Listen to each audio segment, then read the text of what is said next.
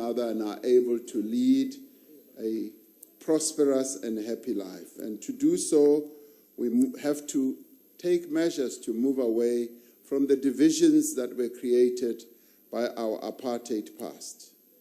And as we do that, the government also has to take measures that should include how land should be distributed and how our people should be given proper rights to occupy and to own land, also in the urban areas as well as in the rural areas.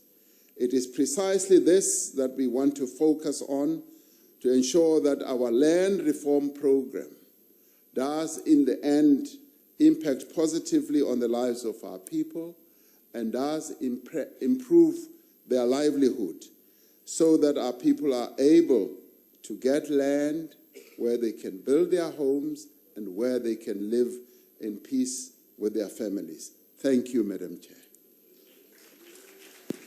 The Honorable Shivambu.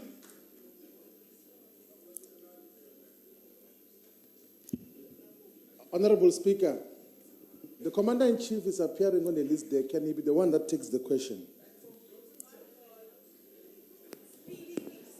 Thank you very much, Speaker. President, ntho e tlhagile mo ka pele mo ba goga ngwana sekolo mola a kgopela thuto ya mahala wa mo goga ka dikgoka ka mokgwa wa ntwa ke ntwa e re swantse re kgalemele because ntwa e be mo South Africa mo kgatlhanong le bana le basadi e tšwetša pele ke dilo tša mohuta o re ge re fapana re swantse re lwe ka matsogo. The first thing they did was not to talk to that young person. Ba no fitha ba lwa le yena and re ruta society gore ge o fapana le motho o swantse o sebediše dikgoka and a se yona taba eo. Now, President, during the public hearings, our people came out in their numbers to support land expropriation without compensation. Many of them have said they want the land to build clinics, they want to build houses, they want to build shops, they want to use the land to benefit themselves and the nations out of South Africa. A point that you also agree with, particularly land expropriation without compensation. Our people are now subjected to concentration camps, which we call townships, and mislead ourselves that those things are residential areas. When they were planned, those things, they were not planned as residential areas. They were planned as concentration camps. Now, did you come up with a plan and instruct the Minister of Human Settlement to expropriate land closer to towns and suburbs where we can settle our people properly and take them out of that type of an arrangement of concentration camps? Because we cannot continue to subject our people to a situation that is inhuman, where others even say we must give them title deeds to be permanently stuck in that arrangement. So we're asking, are we going to expropriate land closer to the suburbs, defeat racism, and create mixed residential areas? More. Thank you, Speaker. The Honorable, the President. Thank you, Morena Malema. Kine ki lebeletsi pampirie ke ba la phetulo a kya sheba botse ka mole go bona ntwe o no shebane le yona ke a leboga gore wena o e bone haiba e etsagetse ka tsela o e tlhalosang ke dumelana le wena gore ha re le mo ntlong e ya parlamente a go a tshwanela gore batho ba ntshiwe ka yona tsela e o buang ka yona gore ba gogiwe re sa bolela le bona ya le re tla kgopela gore ba shuma mo parlamente pele ba etsa ntho tseuwe tsa go goga batho ka di hempe le ka di washing ba bolele le bona pele o tlhagisitse ntho e ntle gagolo ke a go leboga Malema. Biale, coming to the question that you have posed, clearly, as we have said, our people are in need of land where they can build their homes and where they can farm, and where they can also build facilities for various amenities. And a number of these places are strewn right across the length and the breadth of our country, and some of them are in urban areas. And indeed, as I said earlier, the Lekgotla of our government decided that we should embark on a rapid release of land.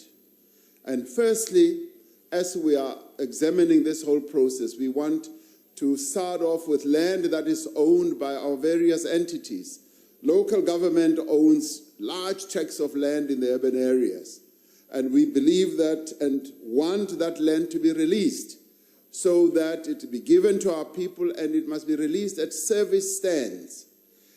Our people must be given that land, and indeed it is releasing the land, Honorable Malema. Releasing the land means that that land, as it is owned by our local entities, does not even need to be bought. And if you like, yes, it is a form of expropriation that will end up in the hands of our people. Because it is for public interest, we are advancing the interests of our people. Secondly, quite a bit of the land in some areas is owned by state-owned enterprises, and some is owned by various government departments, and we're saying that those pieces of land must be identified and must be released, serviced, and given to our people so that they can build their houses. Many of our people want to build their own houses in the urban areas, and so that we move away from the apartheid spatial planning process that relegated poor and black people to far away places from the places of work. And our new development is that we should move our people closest to the economic centers of our economy. And in this regard, we believe that the measures that we should take, including expropriation of land, including release of land, should enable us to give effect to this policy that we are talking about. So on that score, we agree with you completely. We want rapid release of publicly owned land. Now, there is also land that is owned by individuals, as I said in my main answer. Some of it is held for speculative reasons. Some of it is just lying fallow. And we are saying our entities, our local governments must examine all that so that we can package pieces of land like that and then be able, on an informed basis, to determine how we should deal with land like that. Now, all that will be done in an orderly fashion, in accordance with our constitution, in accordance with the convention that we should establish in dealing with land. And I believe that we can now embark on a very positive process of ensuring that we make true the promise that we made, that we want our people to have a better life, and doing so means that we should give them places where they can live, and they should live and work closer to the economic centers of our country. So, if you like, we agree with you. That's precisely what we're going to do. Thank you very much. The Honorable Sheikh Imam. Thank you, Honorable Speaker. Mr. President, you speak about creating a better life for our people. You speak about human settlement and housing, Mr. President. You talk about land expropriation and also without compensation. But, Mr. President, while we're talking about creating a better life, take the community of East Street sitting in there in the gallery. For 21 years, they're being humiliated, intimidated, harassed, threatened to be evicted, with not a single political party, particularly the opposition, that are members in this House, want to assist that community because they're too busy fighting the ANC for power and control. Now, Mr. President, is it within your mandate as national government to protect these people from East Ridge in the Mitchell's Plain, and particularly the others that were thrown out recently and evicted by the Democratic Alliance? Or is it not within the mandate of national government to protect the interests of the people in the provinces, particularly the way you don't govern? Now, on the one hand, we want to create a better life. On the other hand, evictions are taking place every day in the Western Cape. Land that you're talking about in the urban areas are being sold. Shouldn't there be a moratorium in the interest of these people, particularly this East Ridge Committee, Mr. President? I'd like you to tell you how you're going to intervene to save them with the harassment that they are facing at the hands of the Democratic Alliance in the Western Cape. The Honorable the President. Thank you very much, Honorable Imam. Our task as a government is to protect our people. Our task is to advance their interests, and anything that militates against that is something that we should act against. And in this regard, we would say that we want our people to have a better life, and we want our people to be accommodated in a decent manner. And in fact, we would say that we need all of us to move away from acts that will be resulting in the movement of people, the eviction of people. And if there are areas where our people are being evicted, we say it must stop. It must stop with immediate effect. We cannot go back to the methods of the apartheid regime where our people were moved left, right, and center.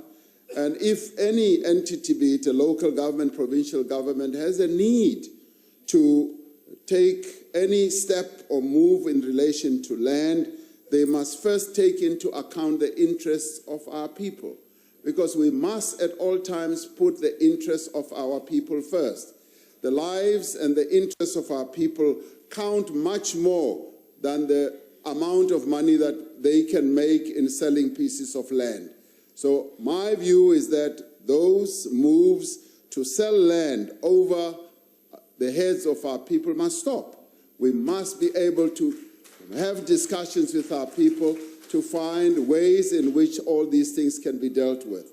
I am totally opposed to the eviction of people, the mass movement of people from areas, particularly places where they've lived in forever and a day. My own family, I say this with conviction because my own family was moved from Western Native Township in 1962, where mass removals just happened. The trucks just moved in and moved the whole township to Soweto. And it was being moved so that a part of Triumph, which was Sophia Town, can be created. So those wounds remain deep in our memory. And to see that happening today is totally against what we should be standing for as a nation. So we are against it.